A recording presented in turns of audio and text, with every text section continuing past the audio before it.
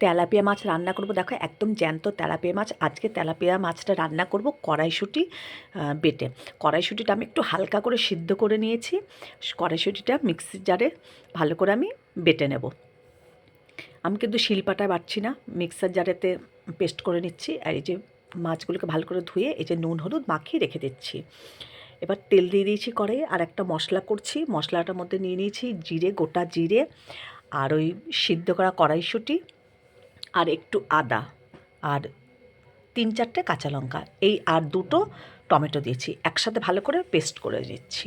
আর মাছগুলো দেখো একে একে করে ভেজে নিচ্ছি।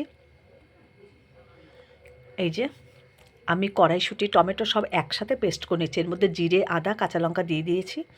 আর এই যে কড়াইশুঁটি হালকা একদম সিদ্ধ করেছি, করে ভালো করে পেস্ট করে নিচ্ছি। সামান্য একটু জল দিলাম। এই দেখো একটা মিহি পেস্ট হয়ে গেছে। তো এর মধ্যে আমি হলুদ আর একটু নুন মিশিয়ে রেখে দিচ্ছি। আর দেখো আমি একটা বড় আলু কেটে নিয়েছি, একটু আলু দেব, কেননা জ্যান্ত মাছের ঝোল তো। আর এর মধ্যে সাদা জিরে দিলাম, আর একটা তেজপাতা দিলাম।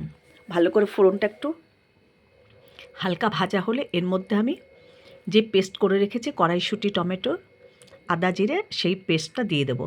তার আগে আলুটাকে ভালো করে লাল লাল করে ভেজে নিচ্ছি।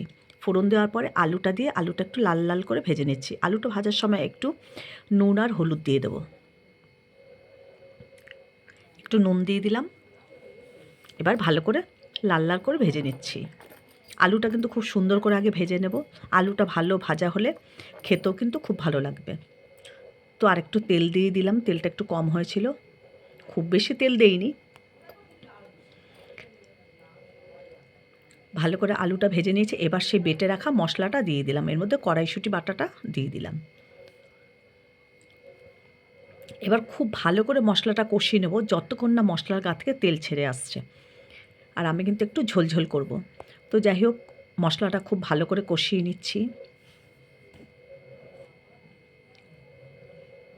মশলা কষিয়ে নেওয়ার পর আমি পরিমাণ মতন জল দিয়ে দিয়েছি। এই যে এবার মাছগুলো ঝোলটা ফুটে উঠছে, এবার মাছগুলো সব দিয়ে দিচ্ছি।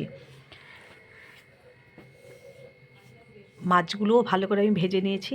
এবার আর কিছুক্ষণ ফুটে উঠলেই কড়াইশুঁটি বেটে তেলাপিয়া মাছের ঝোল একদম রেডি হয়ে যাবে। আর একটু আমি ধনেপাতা কুচিয়ে রেখেছি, নামানোর সময় একটু ধনেপাতা দিয়ে দেবো।